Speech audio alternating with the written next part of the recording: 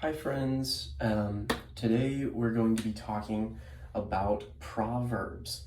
And so by the end of this lesson, our goal is that we're going to be able to recognize figurative language and be able to decipher the meaning behind the indirect speech of Proverbs. So, we go to George Fox. Most of us have probably touched a Bible in our lives, maybe even read one. And so there's this book within the Bible called Proverbs. And so does anybody know what Proverbs means? Timmy, thanks Timmy, that was great. So what Timmy was saying is that a proverb is an expression that offers advice or wisdom. And so an example of this, as you can see at the top of my paper here, is that an example is people who live in glass houses should not throw stones. This seems kind of silly, right? Not very many people live in glass houses. I don't know of any of my friends who live in glass houses.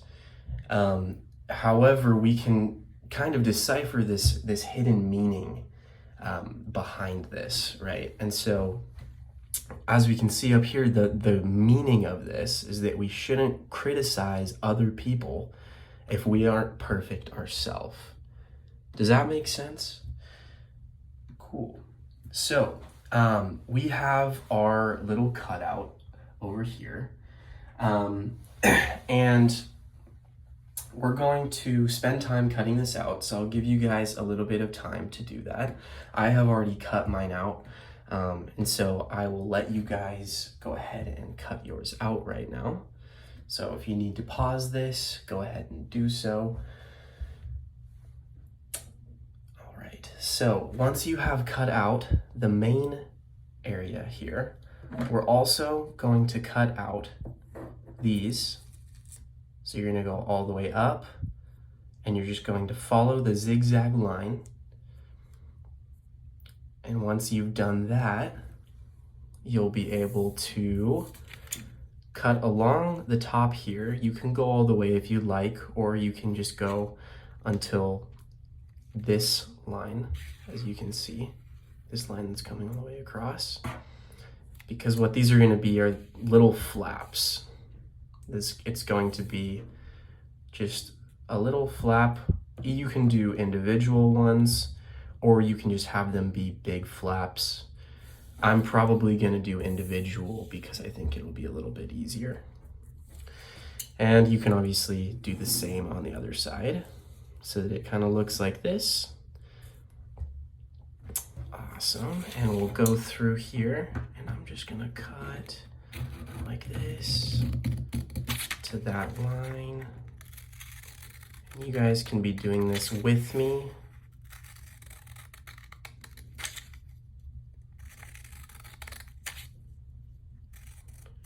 And just that line so that we have little flaps here, as you can see. Then we will go to the other side and do the same.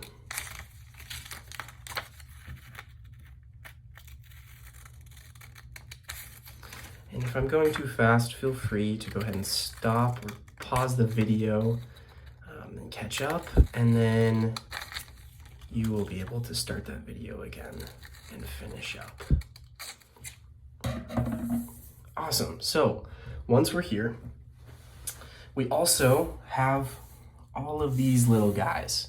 So we're going to cut these out, and it should kind of look like this before it's cut out. And you're just going to cut along the zigzags just like we did over here, all the way up, and you're just going to zigzag, and then you're also going to cut each individual one out. And so once we've done that, and you can feel free to pause it if you need to finish this, if you need a little bit more time to do that.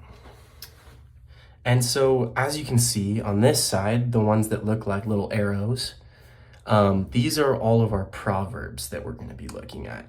So we have Strike while the iron is hot. And you might have heard some of these proverbs before. Don't count your chickens before they hatch. You can't have your cake and eat it too. Don't put all of your eggs in one basket. And when in Rome, do as the Romans. And there is no such thing as a free lunch. So let's start with this one right here.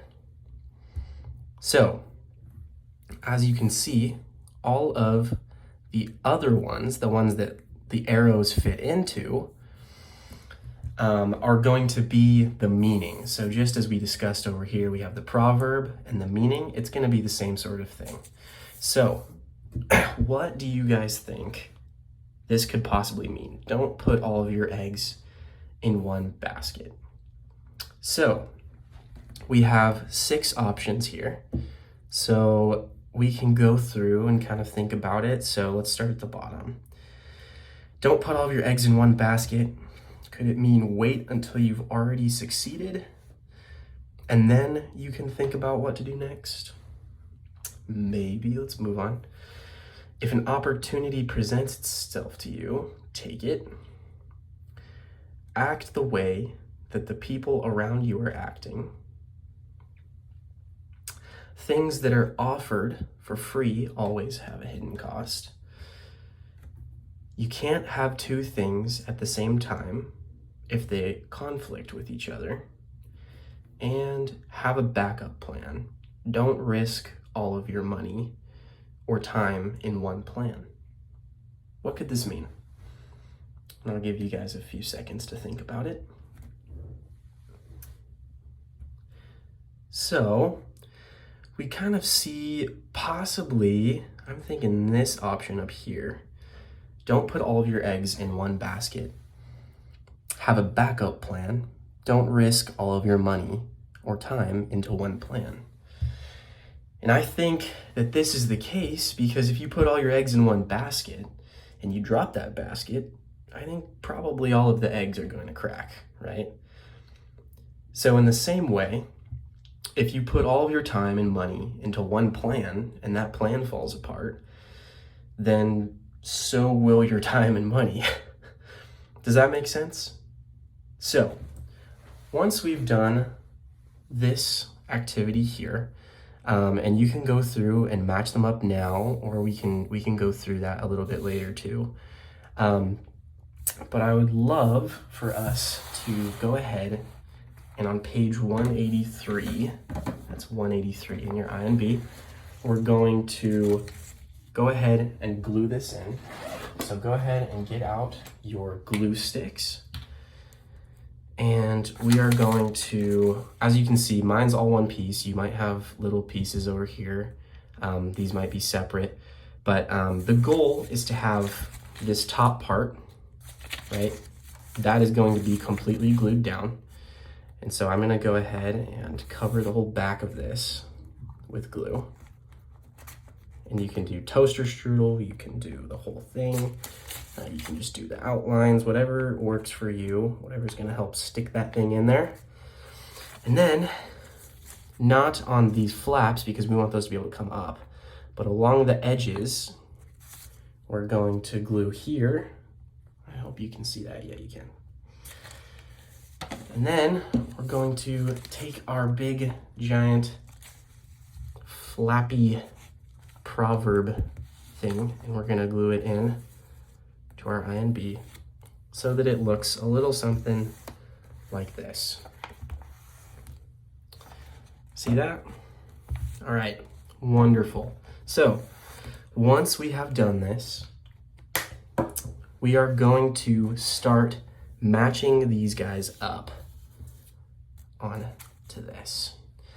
So you can go through with your glue, and where it says glue here, you're going to put a little strip of glue like this, and you're going to place these as you start matching them up.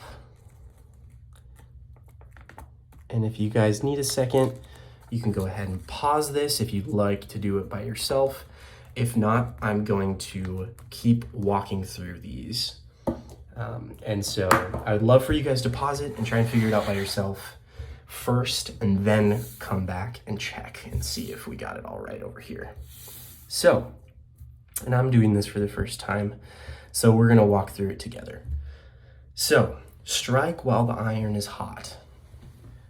What could that mean?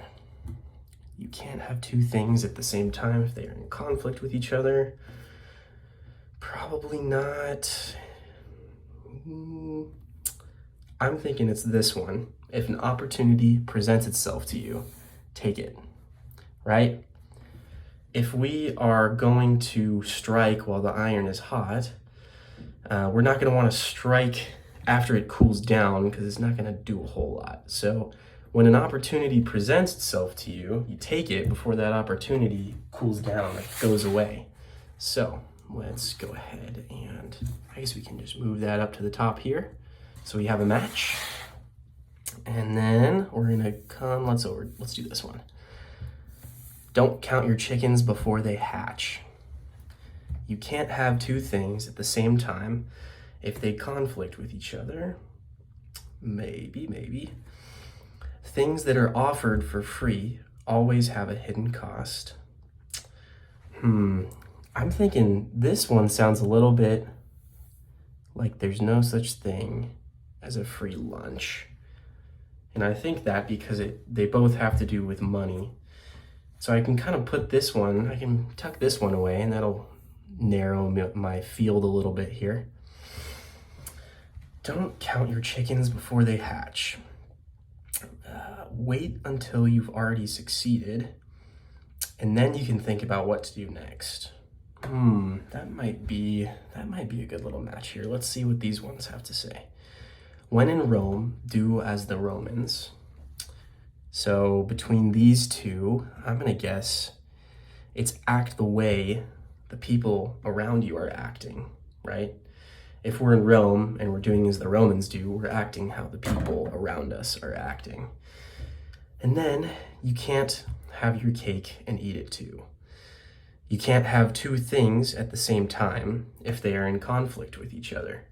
So if you eat your cake, you no longer have your cake. It is in your stomach and no longer available to enjoy.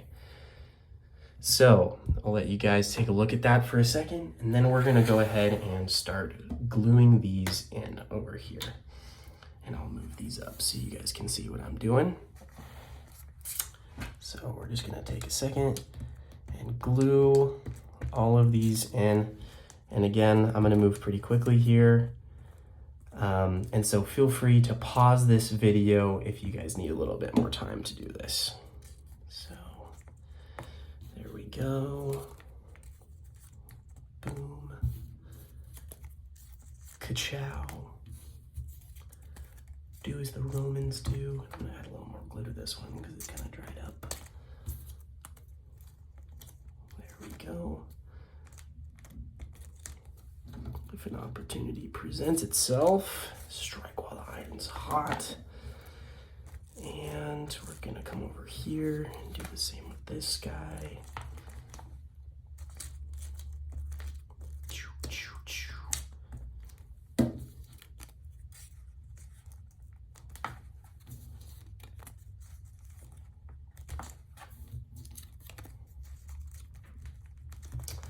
All right, so once we have glued all of these in, the next thing that we are going to do is take a pen or a pencil, something that you can write with, and we're going to open these flaps up and write a sentence that is using the proverb in context. So, for example, if we're saying don't put all of your eggs in one basket, how could we use this in a sentence? And I'll give you guys a few seconds to think about it.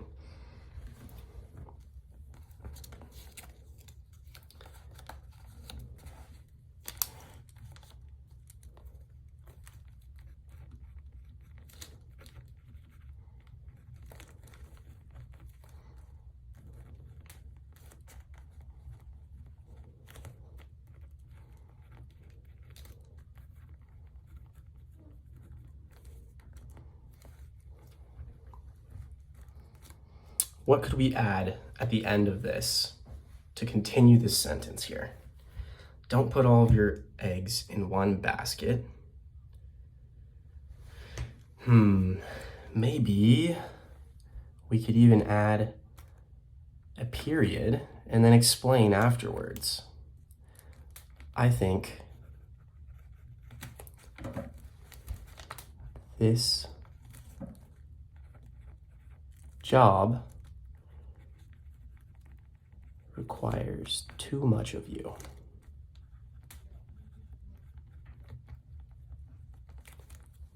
Does that make sense? And I'll move that here. So there's an example. I would love for you guys to go through and come up with your own sentences for each of these. And once you have done that, we have completed the I and B entry here. And so, as we finish up, something I would love for you guys to think about is two things. First of all, see if you can define what a proverb is now, and also see if you can come up with your own example. These 6 that we have here are not all of the options. So I would love for you guys to be able to come up with your own and maybe bring it to class next time, and we'll talk about it. And I would love to hear what you guys come up with.